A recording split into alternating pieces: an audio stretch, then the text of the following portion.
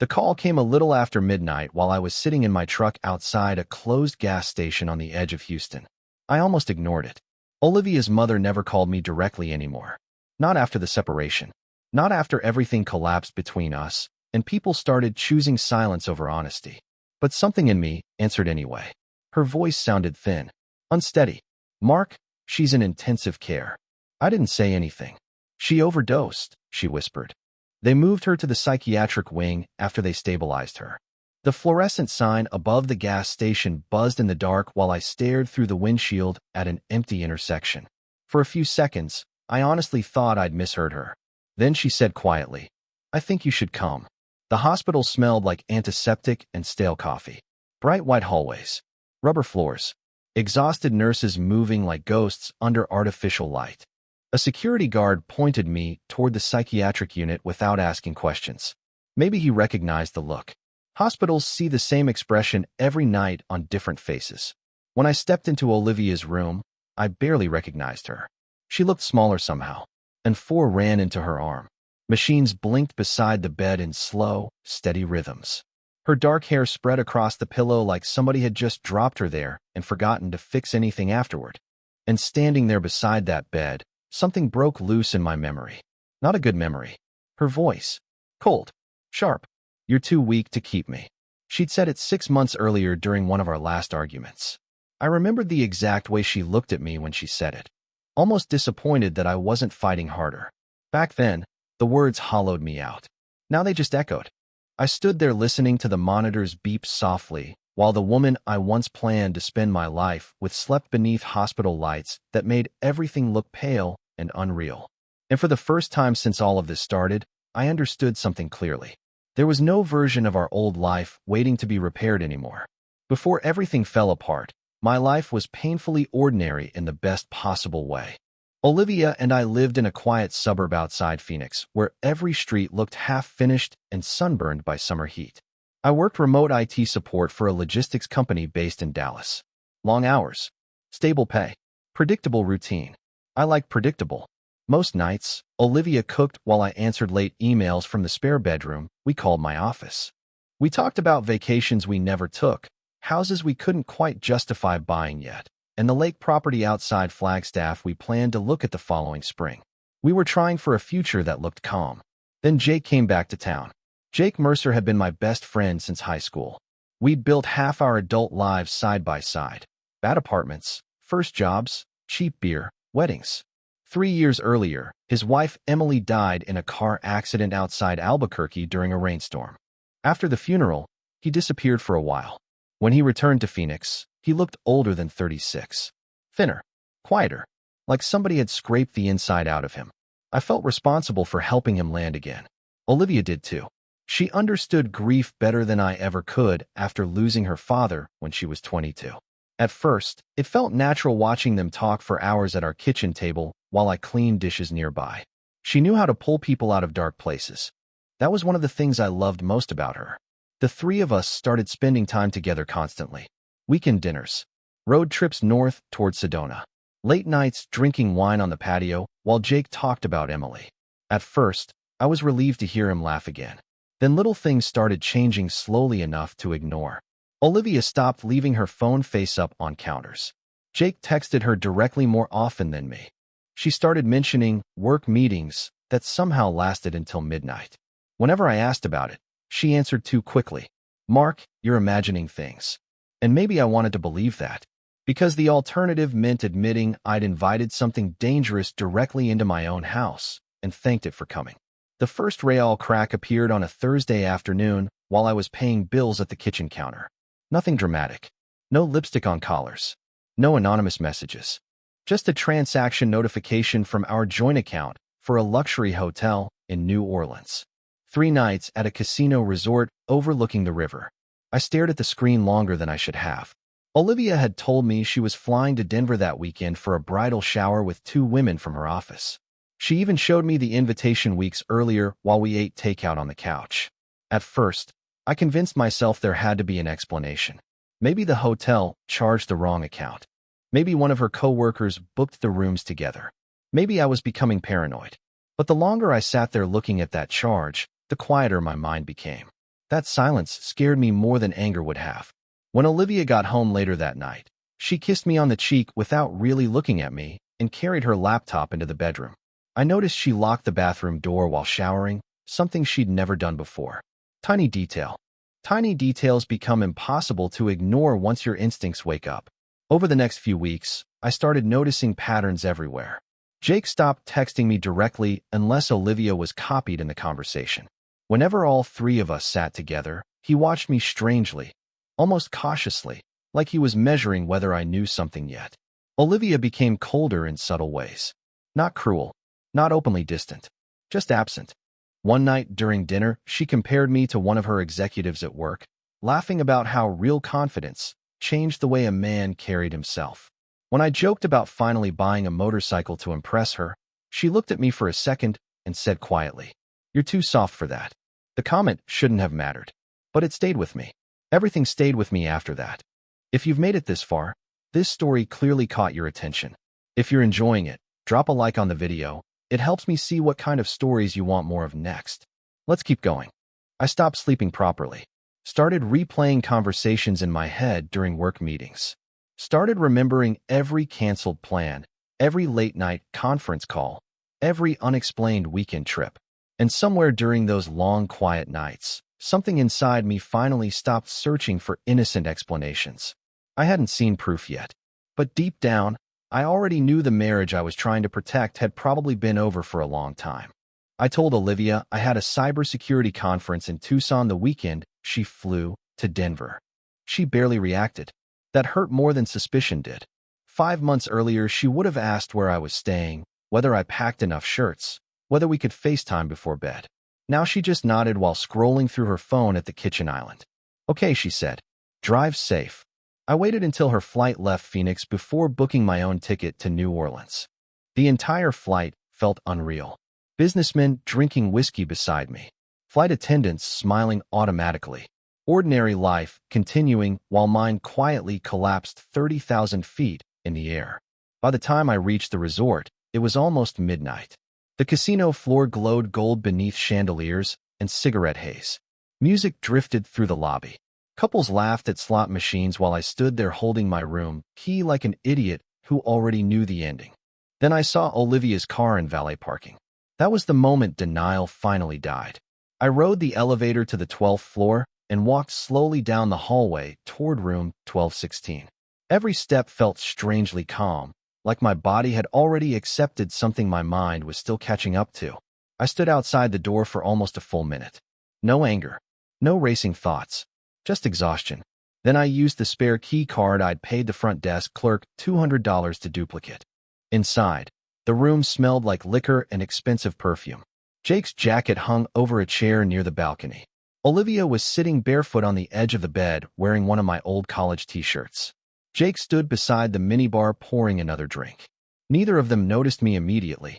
For 3 or 4 seconds, nobody moved. Jake looked terrified first. Olivia just stared at me silently, like she'd always known this moment would come eventually. I remember thinking how unbelievably ordinary everything looked. No movie scene, no screaming, just 2 people standing inside the ruins of something they'd already destroyed months earlier. I looked at them once more, then turned around and walked back out of the room. Neither of them followed me. During the drive back toward the airport before sunrise, I made one decision quietly and completely. I would never try to save my marriage again. After New Orleans, I stopped trying to understand anything. That was the real shift. Not anger, not revenge, just detachment. I rented a furnished apartment outside Tempe under a month-to-month lease and told Olivia I needed space to think. She cried on the phone for nearly 20 minutes while I sat on the edge of the bed staring at drywall patterns beneath a buzzing ceiling fan. I barely spoke. The quieter I became, the more desperate she sounded. At first, she sent long apology texts every morning, then emails. Then handwritten letters slipped into my mailbox explaining how confused she'd been, how Jake manipulated her while she was emotionally vulnerable, how she never meant for things to go this far. I noticed she never once described the affair honestly, only the guilt afterward. Jake disappeared almost immediately. Nobody seemed to know where he went. One of our mutual friends mentioned he'd emptied his apartment in the middle of the night and driven somewhere east without saying goodbye to anyone. That told me everything I needed to know about his courage. Over the next few weeks, pieces of the truth surfaced naturally without me searching for them anymore.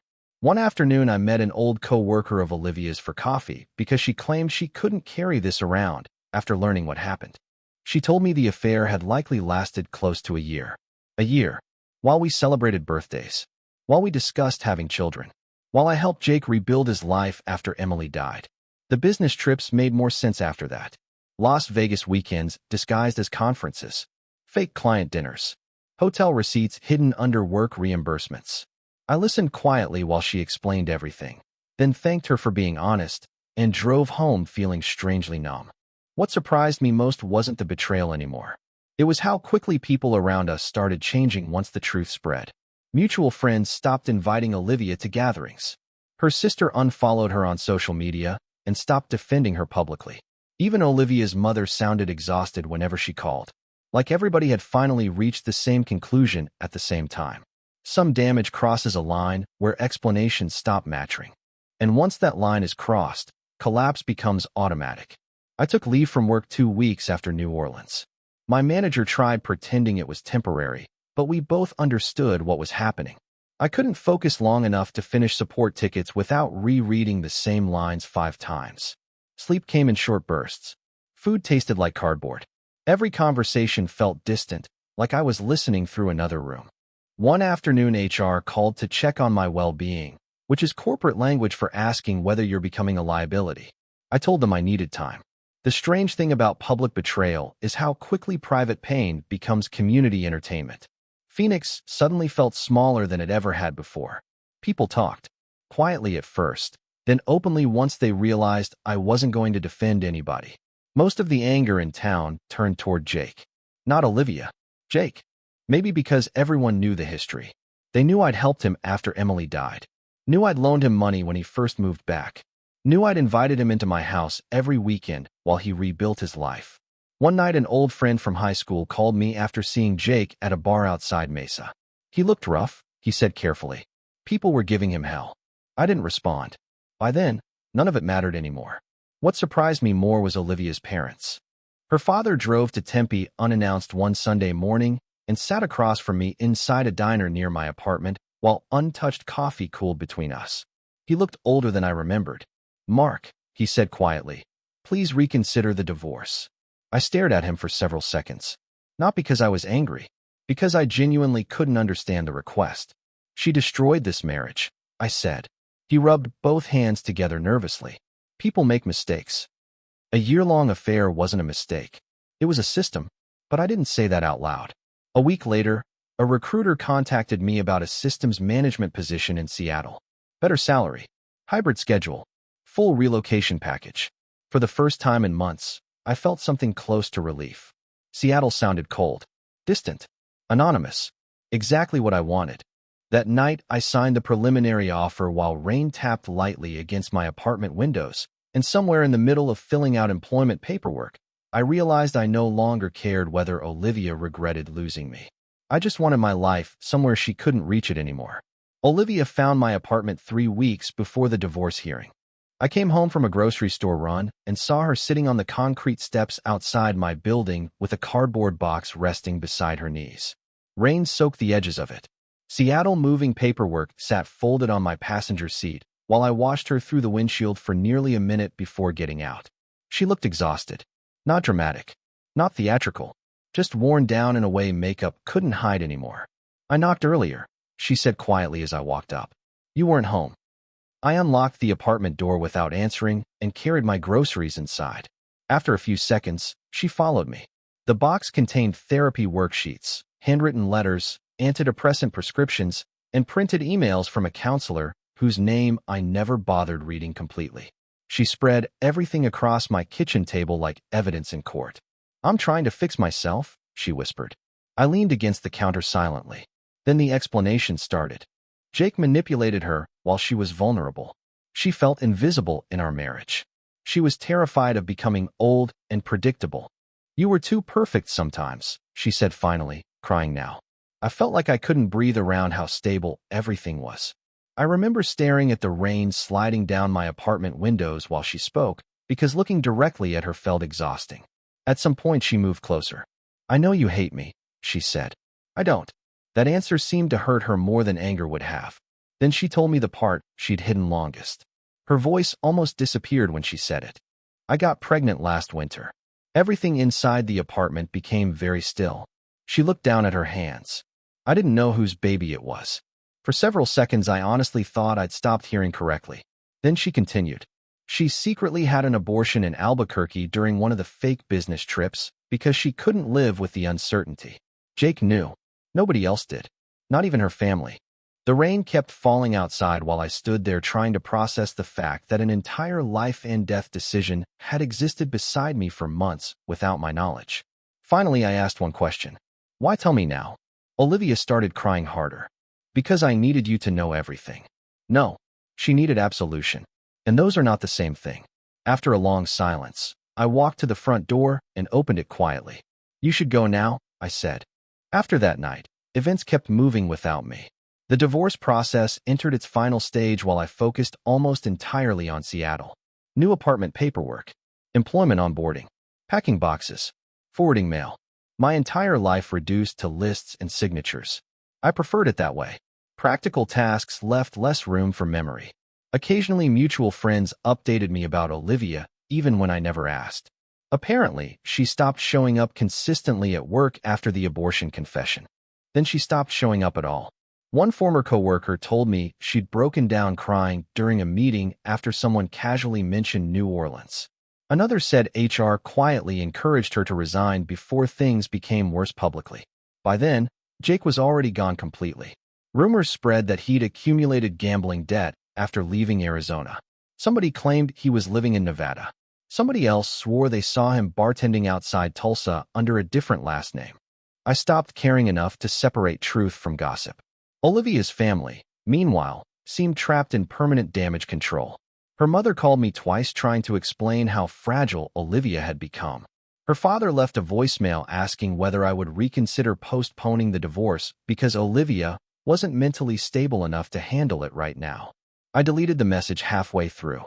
For months, I'd carried everyone else's emotional weight, while nobody seemed concerned whether I survived any of it. That season of my life was over. The strange part was how quickly emotional devastation became logistical routine. By early October, I barely thought about the marriage itself anymore. The attorneys handled most communication directly. Documents arrived through email. Deadlines passed automatically. The relationship that once defined my entire adult life now existed mostly as PDF attachments. 3 days before my flight to Seattle, I spent the evening assembling cheap moving boxes inside my apartment while an old jazz station played softly from my phone speaker. That was when Olivia's mother called again. I almost ignored it, but something in her breathing made me answer. "Mark," she whispered immediately. She overdosed. The tape gun slipped from my hand onto the floor. "They found her unconscious in her apartment this afternoon. Pills and vodka." I closed my eyes. "She's alive," her mother said quickly. "But they transferred her to psychiatric observation after they stabilized her." For several seconds, neither of us spoke. Then quietly, almost pleading now, she said, "I think she wants to see you." The hospital parking garage was almost empty when I arrived. Rain tapped softly against the windshield while I sat inside my rental car, staring at the psychiatric wing across the street. The building looked pale under floodlights, every window glowing the same dull white. For a moment, I considered leaving. Not out of anger, out of exhaustion. The last year had hollowed me out so completely that even walking through those doors felt heavier than it should have. Inside, the night nurse checked my ID and pointed silently toward Olivia's room. The hallway smelled like disinfectant and overheated air. Somewhere nearby, a television played softly behind a closed door. Rubber saws squeaked against polished floors as staff moved through the unit with tired expressions that suggested they'd already seen too much for one lifetime. When I stepped into Olivia's room, she was asleep. Or sedated. I honestly couldn't tell. Monitors blinked quietly beside the bed while fluorescent lights washed everything in a cold blue haze. Without makeup, without carefully chosen clothes or practiced confidence, she looked younger somehow.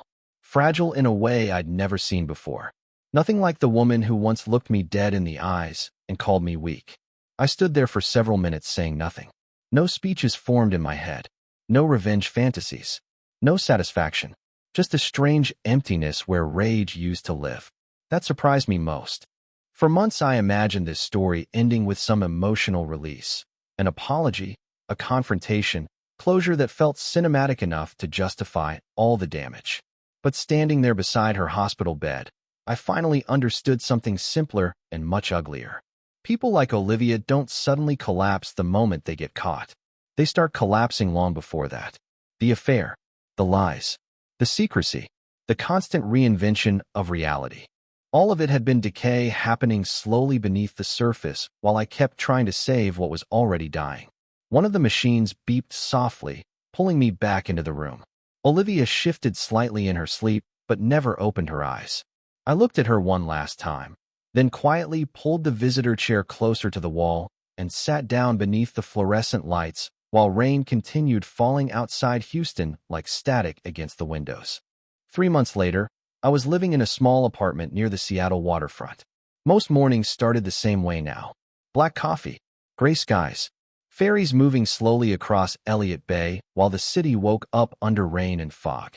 My new job kept me busy enough that entire days passed without me checking my phone once. That used to be impossible. Sometimes I still thought about Olivia, about Jake, about the version of my life that disappeared in hotel rooms, and hidden messages and quiet lies stretched across nearly a year. But the anger was gone. One evening after work, I stood near the water watching rain ripple across the bay while cargo ships drifted silently through the distance. Cold wind pushed against my jacket, carrying the smell of salt and diesel from the harbor. And standing there alone, I realized something simple. The strongest thing I ever did wasn't confronting them. It wasn't surviving the betrayal. It was walking away without needing the final word. That's the end of this story. If you made it all the way here, consider subscribing to stay with us. I've placed a couple of recommended videos on screen for you. Pick one and keep watching. I'll see you in the next story.